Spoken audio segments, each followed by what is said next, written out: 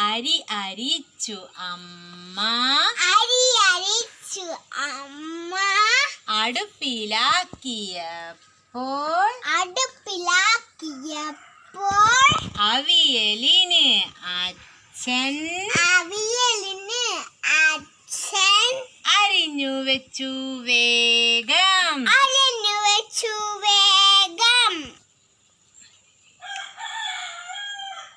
അരി അരിച്ചു അമ്മ അടുപ്പിലാക്കിയപ്പോൾ